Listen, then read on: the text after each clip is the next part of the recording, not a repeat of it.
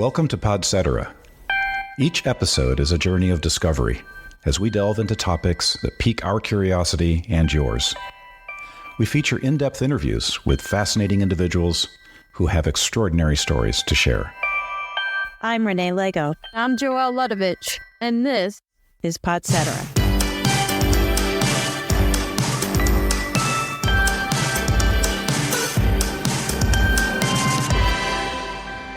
Maria and Dara, welcome to Podcetera.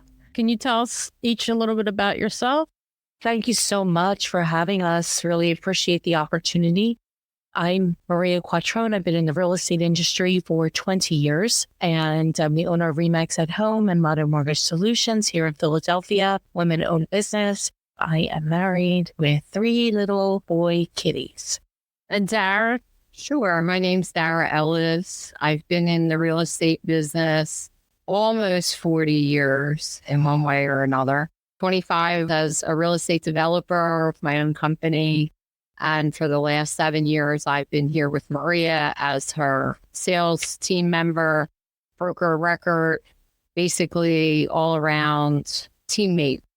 What inspired both of you to pursue a career in real estate?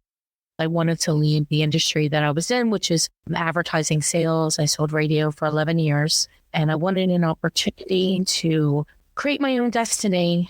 And I found real estate to be that source and had a passion for it. Did you work on the side with real estate before you got started, or did you just go right into it? No, when I started, which was February 2004, I was working both radio and real estate for 1 year. And I wouldn't say that I was part-time. I would say that I just worked all the time, 7 days a week.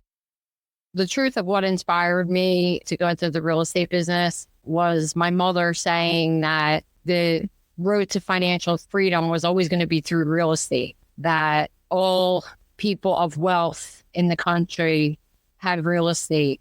When we were children, we would go to open houses for no reason with her. It was always in the back of my mind that real estate was something that was lucrative, but I didn't go into that right away as a career path. And the thing that inspired me to actually make the jump full-time into real estate was that I shadowed someone that was a real estate developer, and I really was amazed at their day-to-day activity, how exciting it was. And then I actually got a job with that company, and then I became a partner. I was wondering if you could tell us about the agency and what's unique about it. The company is REMAX at Home, Maria Quattrone and Associates. And what's unique about us is that we practice what's called resi-commercial.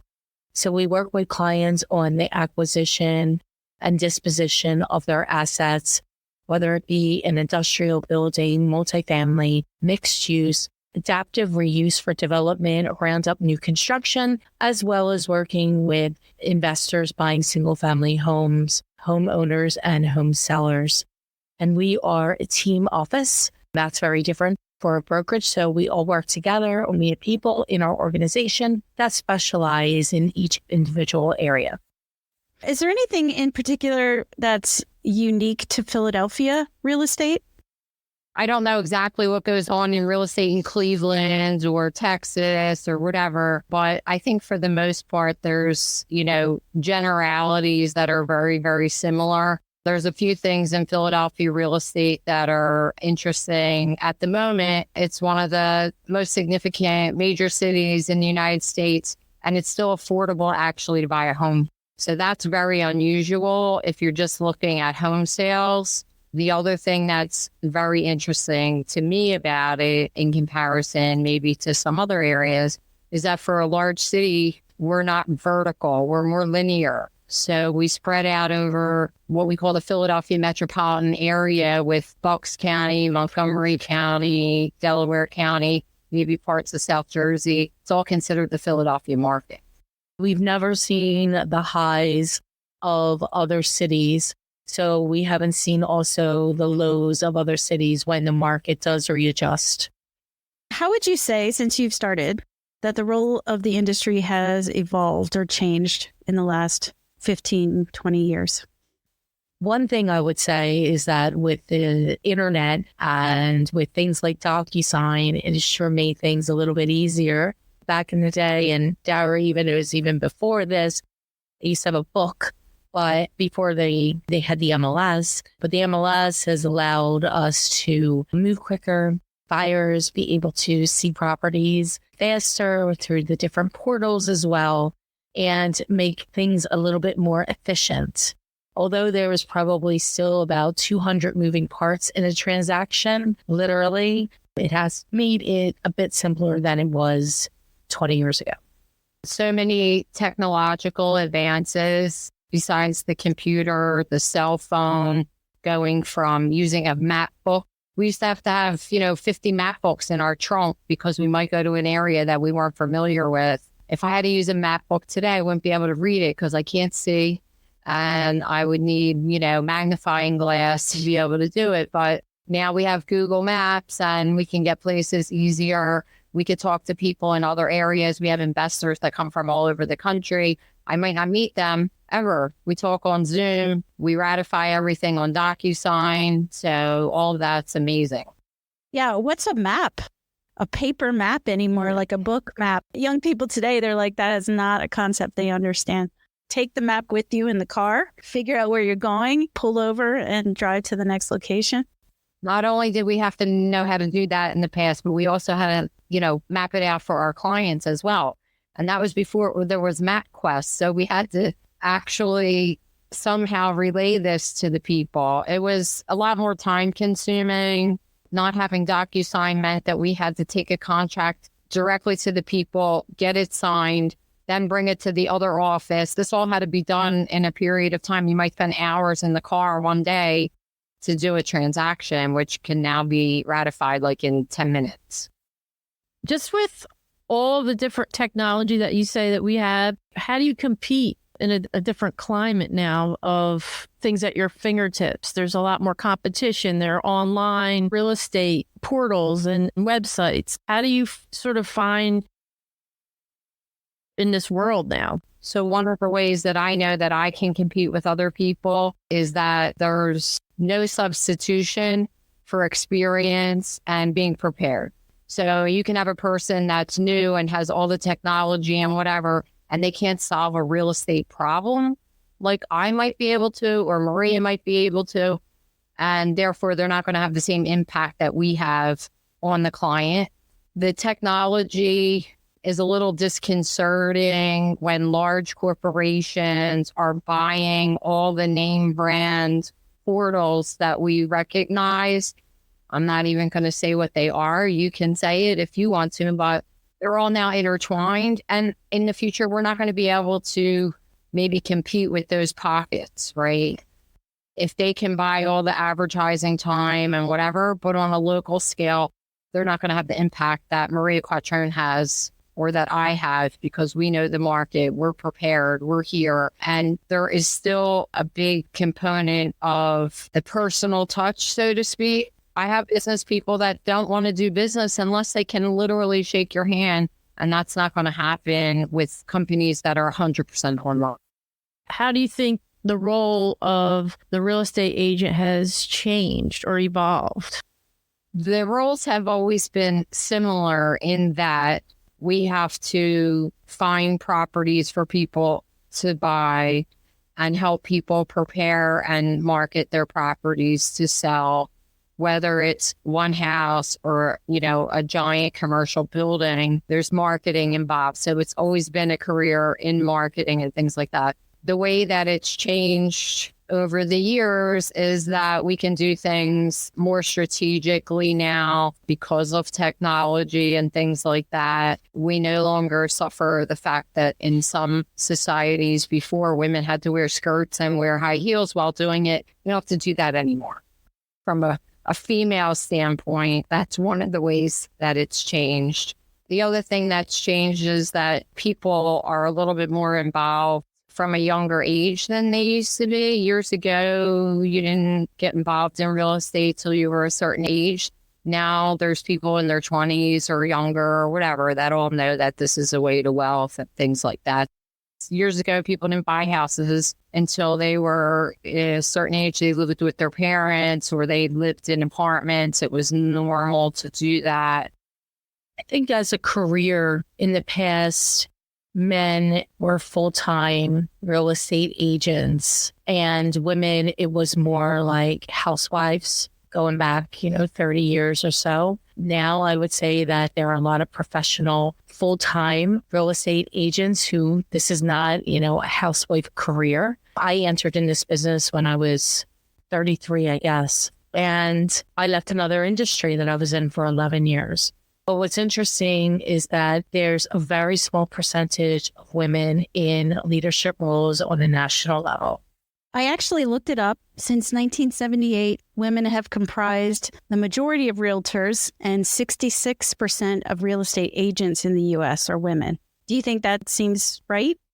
Probably close. Yeah, I think it's right. Maria and I often say that the men get the accolades because they're the giant real estate developers that we hear about on the news and so forth. And that the women, we call them boots on the ground, right? We're the ones that really facilitate how the average American gains wealth and buys real estate. And Maria and I also happen to do commercial as well. But for the most part, we're the ones that bring it to the general public. We're not sitting in a boardroom. When I say we, I mean women in general. But that's nationally across all industries. I don't think it's just ours. I think if you look at the wealth management market or other industries, you're going to find the same thing.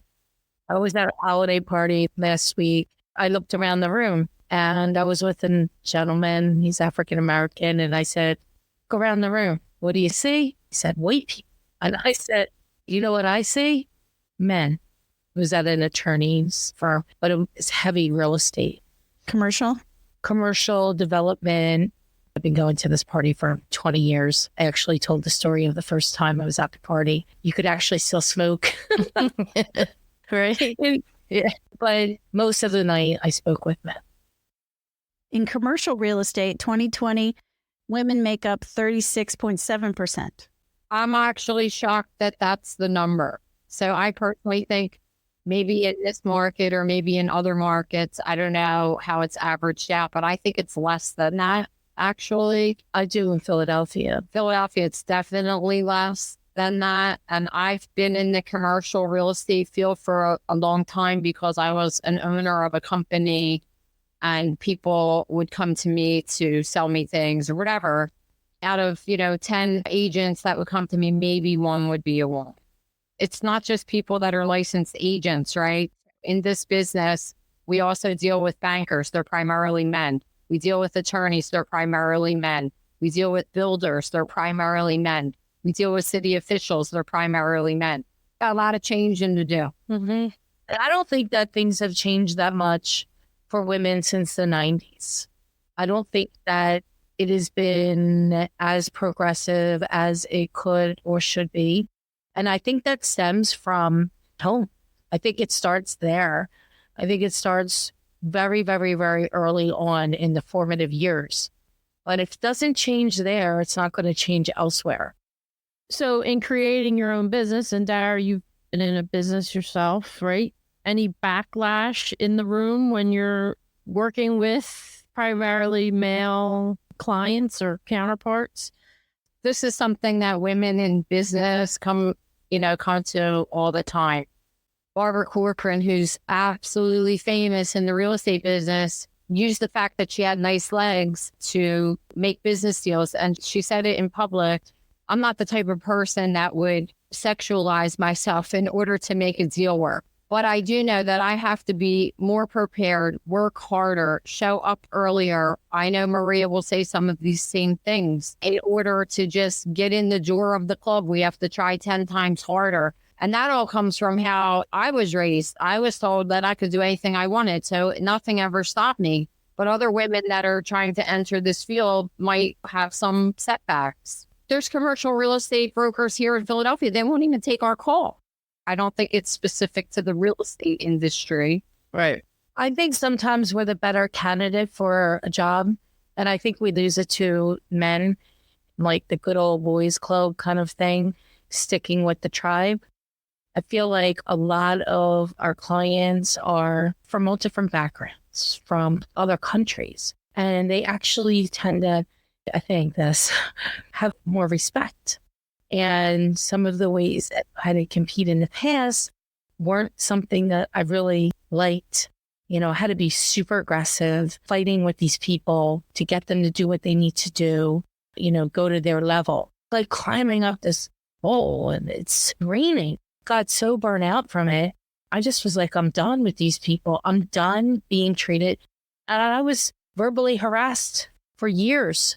It was very disheartening. It actually ruined my perception of builders and wanting to work with them, some of these people. And I don't care what you do. Nobody has a right to be mean and demeaning to any other human. But there's some kind of pompousness that is in real estate. That's why consumers, they don't like developers. A lot of consumers don't like real estate people, just in general. There is something about it, I'm not sure, but I can tell you that I've had to work harder than others. And I know that I am more educated on the topics and a better candidate for the position, but yet lost it because, quite frankly, being a woman.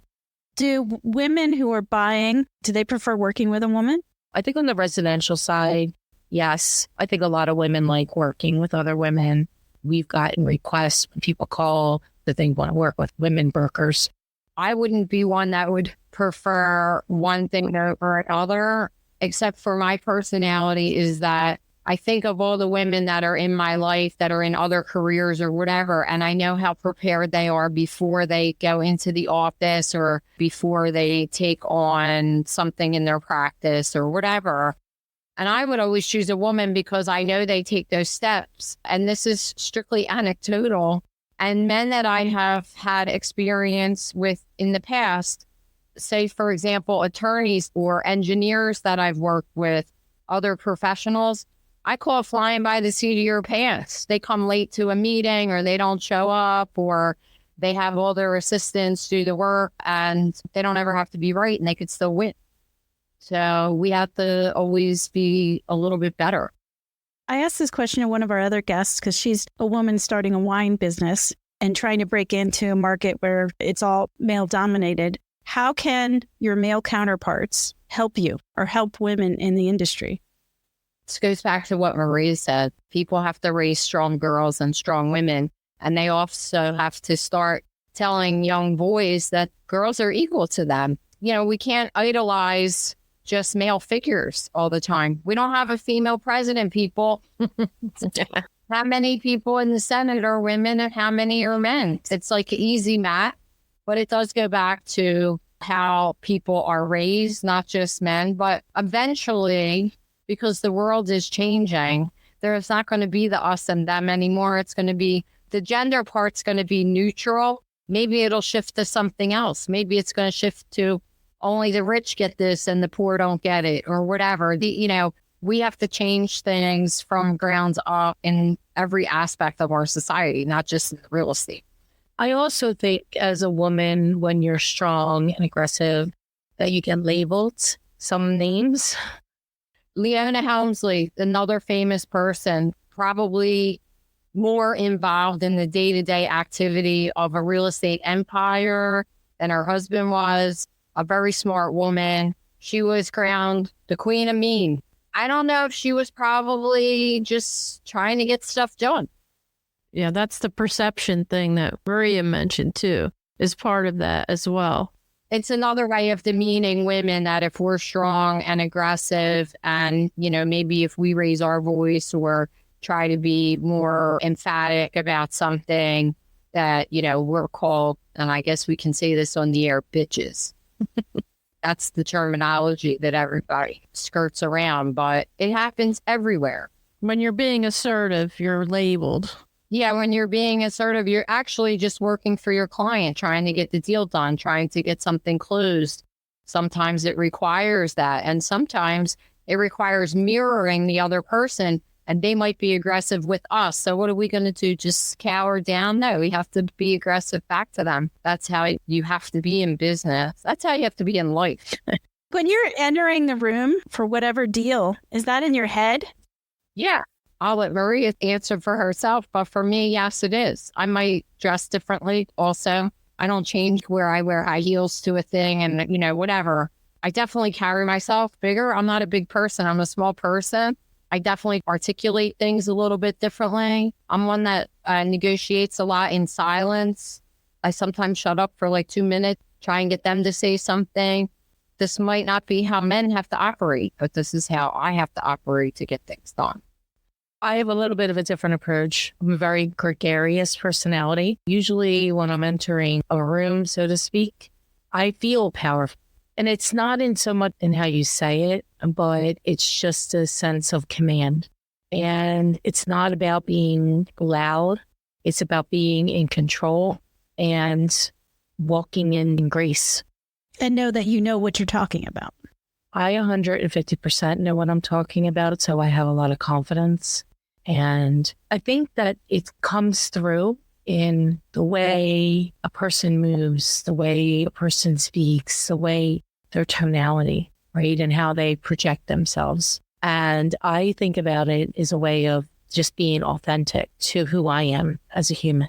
It's not like a show, so to speak, just a way of always presenting. I think part of that too for me is I've been doing videos for a while. And with videos, you become more aware of your speech, your tonality, the way you enunciate or not, when to be a little bit more dramatic, pull back. I learned a lot over the last couple of years, especially this year. I've done so many. And when you're doing video, like I'm staring at myself most of the time. So I listen to old ones. I've noticed like a change in the way that I speak. And it actually has given me more confidence. Who would you say, if anyone, was someone that you looked up to or someone that you would consider a mentor in the business? I had a couple of mentors when I was young. I didn't know necessarily that they were mentors, but in retrospect, I realized that I gained a lot of knowledge from them and that they were definitely critical in the success of my real estate career. One of them was Marie Rose, who is the mother of a friend of mine. She was a real estate broker back in the 80s, and she taught me sales techniques. She taught me how to cold call. She taught me how to be consistent with the calls, what to say to them, how to close a deal, how to get people to sign things, all those good sales practices that are still used today. We use scripts.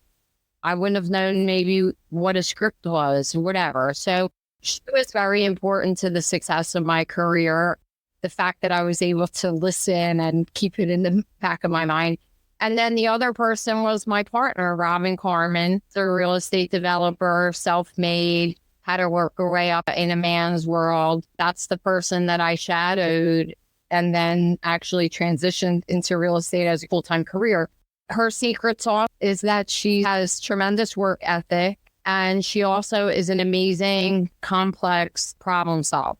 And that really is what real estate's all about. You're always solving people's problems. It's not just problems for housing, but how they're going to get money and, how we're going to accommodate everyone. Business is solving problems. She was great at it. I looked up to people like Eleanor Roosevelt, people in history that were like amazing women, period. It didn't matter what their background was or whatever, but you can learn from all that. Katharine Graham, that in the Washington Post, she was an amazing person. Lady Bird Johnson, there's a million. I've learned from a lot of different people. My parents, especially my father, 'cause he's in sales, 40 years or so. I learned as a little girl, I could do anything I set my mind to. I take that with me still today. I think that's something that's really important to instill in young children. You can't do everything, but you can do anything. And as long as you believe and you have confidence in yourself, and confidence is built over time, I think confidence is also built through adversity. It can be adversity, trauma, things like that. I said, that old cliche saying of what doesn't kill you makes you stronger is true. I think it also gives perspective. And when you have perspective and clarity, I think that also gives confidence, and it gives you, when people are like, oh, life happens to me, or the other side, life happens for me. I say that life happens through me. life happens through each of us each day, and what actions are you going to take?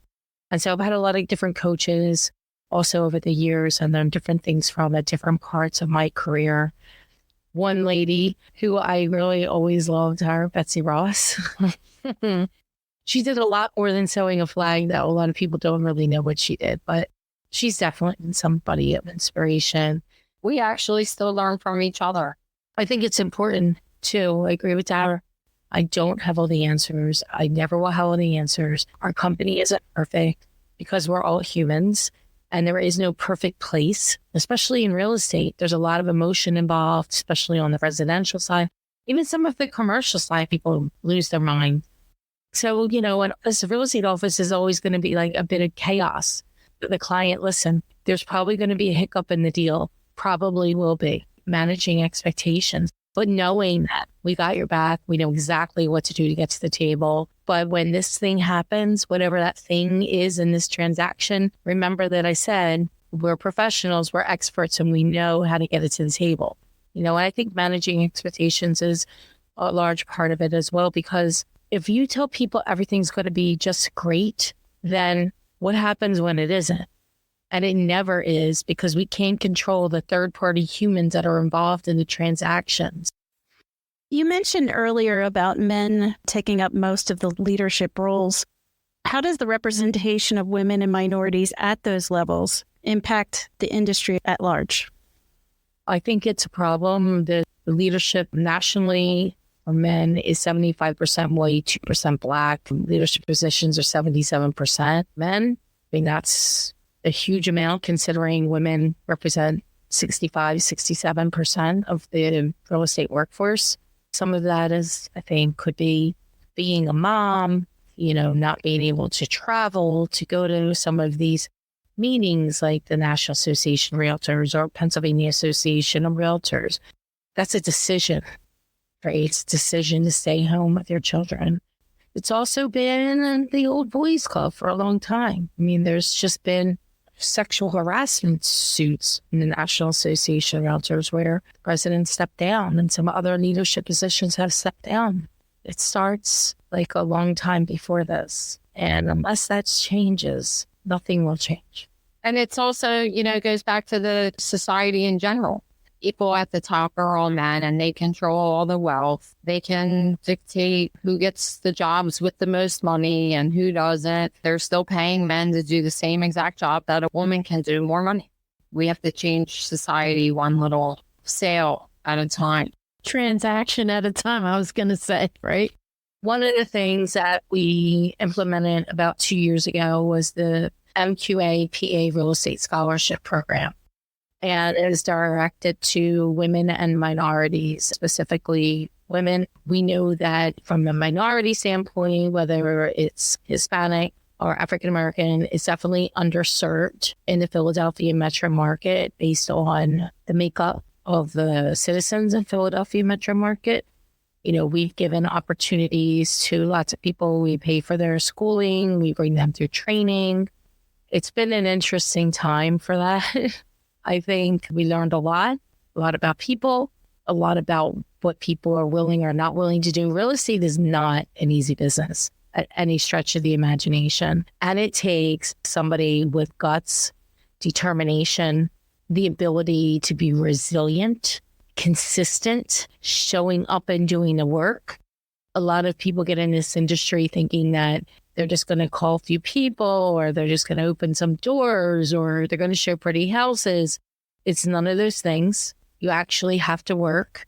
And if you do the work, work works, meaning that, this is a contact sport, whether, you're on social media, you're posting, you're calling, you're emailing, you're texting, you're video texting, you're going to networking events, you're putting yourself at places and things where you can engage with other people who are in real estate. In our case, it would be on the investment side, but constantly being out there, being seen, doing videos, being in contribution to both the consumer and for us also the real estate agent and helping people rise up. Right. It's not all like some of the reality shows that we see, right? About real estate and these real estate. It's nothing like right? the reality. Right. I mean, listen, we could make a reality show of us because some of the things that we have to do are crazy and they're also entertaining. Any story you can share with us? The other day, I had to go into a neighborhood that's famous in Philadelphia for being one of the most drug-ridden neighborhoods in the world. And I go there quite often because there are investment properties there and there are just people selling regular houses. It is an area that still needs to have real estate services. And I happened to go on a trash day. I didn't think anything of it. That's just the day I'm going. And I didn't realize that literally hundreds and hundreds of people come to that neighborhood to trash, to try and find anything they can possibly find that they could sell or steal or I don't know, to get money for their drug habit. It's not something that I even imagined would happen. I thought I was in some kind of apocalypse. I don't think Beverly Hills real estate people are going into environments like that. That's an area that still needs people to go there and work. It was sad commentary on the reality of that part of the market, but it does exist. But I'll say it's Kensington. Nationally, it's known to be like the drug capital of the world, right? And it's a sad part of the Philadelphia landscape right now, but it exists. And we go there.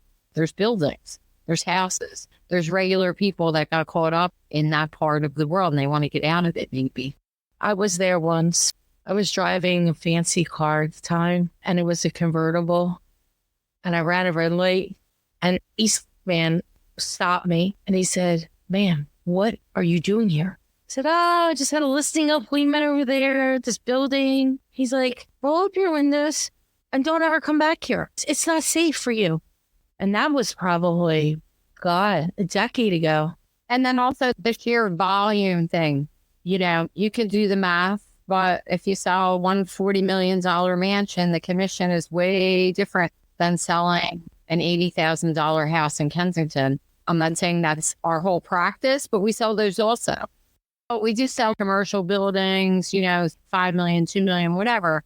But the point is, the other population needs to have someone sell their house as well.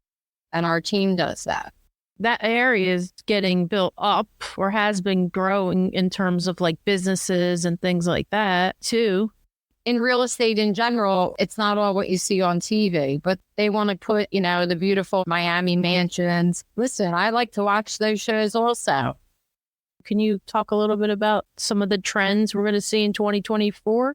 I think we will see rates come down a little bit. I don't know that it will be enough to move up and sell their home and buy the next home. That's yet to be seen. I will tell you that the trend continues that buyers want turnkey properties, meaning you turn the key, you open the door, and you move yourself in. And the only thing you have to do is paint, if that, which they don't even want to do that. People still want to be in a single family home. There's still a migration from city to burbs or city to shore. There definitely is a bigger migration to living at the beach full time versus it being a summer home. We've seen that since pandemic. Obviously, there's a change in coming into the city to work. There's a lot of WFH. Will continue on for some time. And I think that the change in commercial real estate, not just Philadelphia, but also major market cities, is going to be a tough time over the next decade. A lot of these buildings will be turned into residential, but it all can't happen at the same time because you have to absorb that. So we're probably looking at a decade long of change in commercial real estate. And in some areas, it's going to drop probably significantly, 25 to 30%, based on big commercial corporate clients not renewing leases and taking smaller footprints. So that's something that as an urban city that we'll need to figure out what that looks like, how that all comes about, what kind of tax credits they can provide the city to keep these developers developing so that the buildings don't become zombie buildings. Do you have any insight into like what's the next hot up and coming area in the tri-state area? I'm always curious if you look at that. I wish I could say with certainty that we had the crystal ball because we would all run out and tie up a bunch of property like Walt Disney did and make $1 zillion. That's what I'm trying to do, Dara, It goes back to the old adage. We're not making this up, people. Location, location, location. Proximity to water is always good. Oceanfront is never going to be a horrible thing. Unless the ocean swallows you. Well, unless, right, I like to be like a block back, maybe. You know, all of those things. Proximity to good school systems, proximity to good transportation, open area, clean environment, all of these things. Amenities, restaurants, things to do. For young women, especially, and anyone wanting a career in real estate, what is your words of wisdom or advice? Don't be delusional. You want to be a success? You have to have faith in yourself and you have to work hard. The only place that success comes before work is in the dictionary. I would say if you want to get into real estate, get in ASAP. The best time was 20 years ago. The next best time, like they say, to buy a house is right now. Same thing if you want to get into real estate as a profession. I say find yourself a mentor, somebody that you can trust, also somebody that will hold you accountable and tell you the truth. I think that one of the biggest misconceptions from real estate sales is that you have owners and brokers of companies telling you to call your SOI, get your business from your SOI, keep calling them, bring them goodies, this and that. I think that's a bunch of BS. Nobody has enough SOI unless you're like maybe an ex-football player or something. SOI, what is that? So sphere of influence is anybody like that would come to your wedding, that knows, likes, and trusts you. Nobody really has a big enough one to make a business. Very few people do. So that means you have to talk to people you don't know. And in order to talk to people you don't know, you have to create a database or go work with somebody that has a database. Otherwise, you're trying to find people to call every day. And that is one of the, not just the lack of work and lack of consistency and persistence, but not having people call is another big issue. Why 87% of real estate licensees are out of the business within 2 years. And right now, the amount of people that are in the business since 2008 is 1 in 14, so 7%. There's only 7% of us that have existed before 2008. It's low. I'm just curious about COVID and how that affected your business. Well, COVID affected the whole world, right? But it also showed up because we personally have a database and we have good work ethic that we could still sell properties at home. We were isolated, or we didn't give up our business. We didn't just fall down and not succeed. So it gave us more energy to the understanding that we're able to overcome these things. I think just as a nation, we handled it pretty well. I know we were locked down. Nobody really liked that or whatever, but I think we came out the other end okay. It got me doing video. Be the Solution came about, some positive things from that. I think that people change the way that they want to live. We have clients that move to be closer to family members like mom and dad on one side of the family or the other, so that they had built-in babysitters, because during COVID, you couldn't have a babysitter, right? So we see like new ways of living. People moved out to the suburbs and they moved beyond the suburbs into some rural areas that we hadn't seen in a long while. And they don't need to be in the city, so they can live away, which is cost less money to live further away. For 10 weeks, we're shut down. So we had to figure out how to get it done, and we did. And luckily, we had this database that started to work on and launched in December of 2019. We would have had to bring home us on the day we got locked down, hundreds and hundreds of files, just have people's phone numbers, right, that weren't like logged in our phone. So we literally had been using it for, I guess, about a year prior. No. How many? 6 months? 3 months. 3 months. Without that database, would have been much different. One of the other things that to me is tremendous is because of a lot of the work now is done and can be done remotely. Like, we don't necessarily have to go and waste hours sitting at closings. We could close remotely now. There's mobile notaries that happen. People don't have to fly from other countries to come here now for a closing. It's streamlined a lot of that. All right. It is time for our speed round. First question. If you were a house, what type of house would you be? Very simple. I would be a rancher, which is what I live in that I love. All in one level, easy to maintain, nice yard. I'm pretty simple, nothing fancy. I like your house. You have a great house. I always dreamed of having a old house, Victorian, one of those big wraparound porches. So that's a house I would be. I like old things. So what's the most unusual feature you've seen in a house? Well, that's easy. I saw a stripper pole. I was going to say the same thing. Was that surprising? Were you caught off guard? No, it was in the basement. Were you caught off guard? No, I already knew about it before I went there. I didn't sell this building, but I showed it to a client, and it was a large commercial building, and it had like kind of a sex floor, like some S&M stuff that I don't even know what it was really. The whole floor was that. Like a dungeon? Yeah, a dungeon, but it was on like the 5th floor. Okay. Throughout your career, have you encountered any particularly unique, bizarre, or memorable stories, sales, or clients that stand out? I had one and we represented the seller. The property was on the market. The other agent called me and asked about the murder. Apparently, the old owner of this house, before my client bought it, they had tenants and they weren't paying rent. And so the owner at the time killed the tenants in the basement and put them in a box. So this house, new house, now they gutted the house down to the studs, like everything. But there was a murder there. I didn't know. Anyway, we did sell the house, but we weren't required to disclose it, only if it was the first. And that's how I knew about murders in houses. What do you mean only if it was the first one? If I was selling the house before my client bought it, then we would disclose it. So for me, my first person I ever sold something to, the most memorable, was actually two brothers. They were investors, and I think I was about 21 years old working in open brokerage. And I kept driving them around. That's when they actually went in the car with you. Sometimes they drove me. It felt like a year this was going on.